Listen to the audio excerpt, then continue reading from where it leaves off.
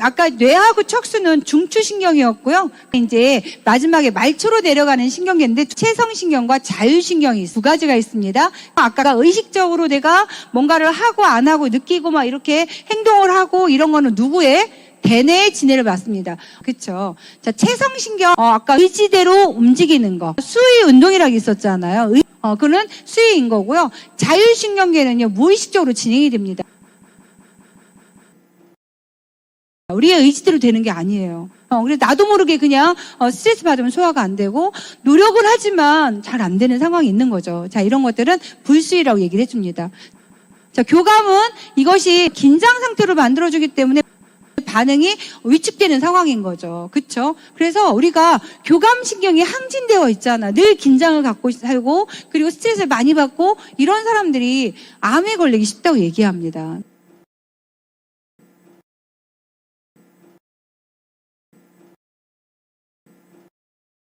그러면 이 속에서 염증이 많이 발현되고요.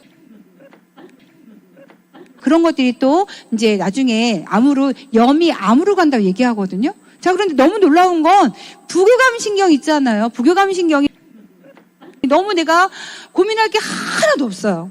그쵸? 예, 정말 남편은 돈 잘 벌어다 주고 있고 몸 어디 아픈 데 없고 새끼들 알아서 잘하고 있고 근데 나는 왜 이렇게 우울하지? 막 이런 사람 있잖아요. 그래서 뭔가 긴장된 게 없이 내가 늘 릴렉스하게 하는 사람들도요. 그 사람들도 건강이 나빠지게 됩니다. 그래서 이 부교감신경이 너무 항진돼도요. 몸이 그냥 계속 깔아지고 우울하고 힘든 상황이 돼요. 그래서 우리가 지금 적절하게 이런 조직에 와서 활동하고 스트레스를 받는 거 적절한 거 있잖아요. 그런 몸을 굉장히 건강하게 살 수 있습니다. 감사하죠? 네네.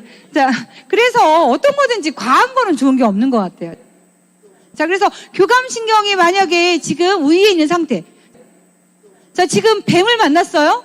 자, 뱀을 만났습니다. 자, 근데 좋아할 사람은 뱀잡이밖에 없다면서요. 뱀장사만 좋아한다 하더라고요. 나머지 사람들은 어때요? 심장이 두근거리면서 호흡은 빨라지고 혈관이 어떻게 돼야 돼요? 수축해서 피를 빨리 보내야 되겠죠.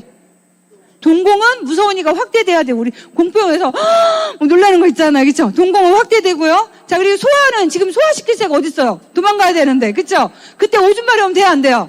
안 되죠. 화장실 가고 싶어요? 갈 수 없습니다. 자, 그래서 이렇게 혈압은 수축되고요. 높아지고요. 혈당량이 증가돼서 빨리빨리 당을 공급해야 되는 상황이 교감입니다.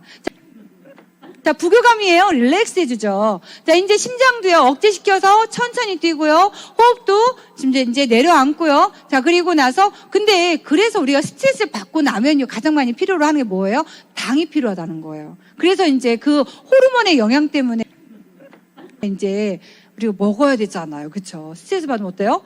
먹고 자는 게 최고죠? 네. 다들 안 그러시는군요.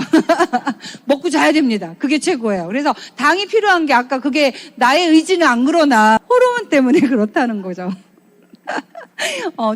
자, 그래서 혈관 확장되고요. 그리고 혈압이 내려가고요. 혈당량은 감소하게 되는 우리 몸에 나도 모르는 그런 상황이 수도 없이 나도 모르게 알아서 움직이고 있습니다. 내가 의식하고 있다면 어딘가가 아픈 거예요. 그렇죠? 자, 그래서 교감과 부교감은요, 시소처럼 기량작용이 있어요. 교감이 올라가면 부교감이 내려오고요. 부교감이 올라가면 교감이 아래로 내려오는 그런 특징을 갖고 있어요.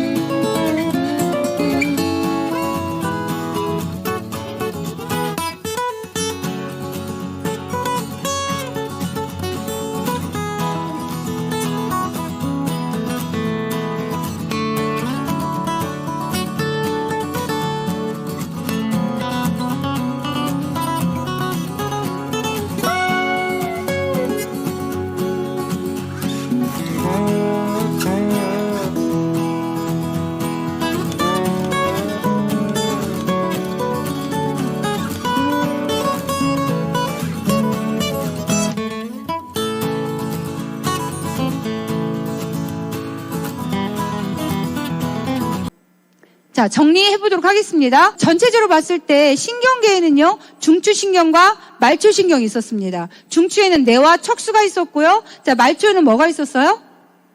체신경과 그 다음에 자율신경이 있었어요. 자율신경에는 두 가지가 있었습니다. 교감과 부교감이 있어요. 그렇죠? 자, 교감신경이었을 때 동공이 확대되고 침이 안 나오고 기관지가 확장되고 심장은 빨리 뛰고 소화는 안 되고 이런 상태 있죠.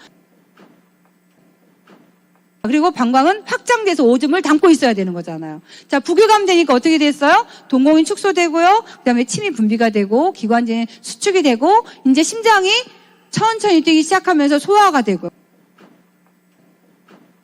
그래서 우리가 긴장 상태에서 음식을 먹으면 체기가 오는 이유가 다 있었던 거죠. 그렇죠? 자, 그래서 밥 먹을 때만이라도 우리가 편안하게 먹을 수 있어야 될 것 같아요. 자, 그래서 아까 이제까지 얘기한 걸 이렇게 표로 내놨습니다. 자, 그래서 중추신경계가 있고 말초신경계가 있어요. 중추신경계에는요, 뇌와 척수가 있었고, 뇌는 크게 여기, 대뇌가 있고요. 소뇌가 있고요. 뇌줄기가 있고. 자, 대뇌에서 보니까 동네 간뇌라고 되어 있고요. 자, 그리고 소뇌 아까 얘기한 것처럼 근육운동 감각에 대한 거, 그리고 이쪽에 뇌줄기에서 중뇌, 뇌교, 연수. 그렇죠? 생명활동. 반사운동이 다 연수에 있다고 얘기했어요. 척추는 척추 속에 있어서 감각과 운동신경이 생하는 통로였고요. 만약에 척추가 다치면 뭐가 된다겠어요? 신경이 마비가 된다겠죠. 자, 여기 지금 보니까 말초에는 체성과 자율이 있습니다. 그래서 이 체성신경계는 대뇌와 관련이 되어 있었고요. 자율신경계는요, 간뇌와 시상 하부의 통제를 받는다겠어요. 그래서 자율신경계, 나도 모르게 움직여주는 그런 역할들을 몸이 알아서 하더라. 이 호르몬은요, 다음 장에서 같이 할게요. 자, 신경계 건강을 위한 건강한 습관. 스트레스 많이 받으면 안 된다고 얘기했죠. 자, 그래서 가끔 정말 명상하시고, 복식 호흡하고, 이런 것들이 결국에 이런 신경도 안정을 시켜주고요. 호흡이나 맥박 이런 데도 굉장히 도움이 많이 되는 것 같아요. 그래서 우리 사업하시는 분들은 하루에 5분 정도 편안하게 숨 쉬면서 오늘 해야 할 일, 그리고 마음을 다지는 것들을 바로 세우신다면 멀리 롱런할 수 있거든요.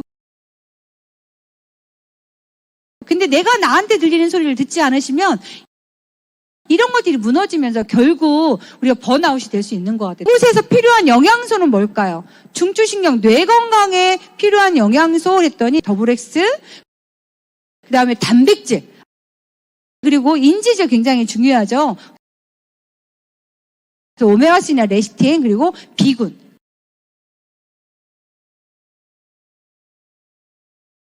신경의 그 시냅스에 끼인 어떤 이물질을 통해서 차단이 되는 경우가 있는데, 그거를 진코엠이 또 도움을 줍니다.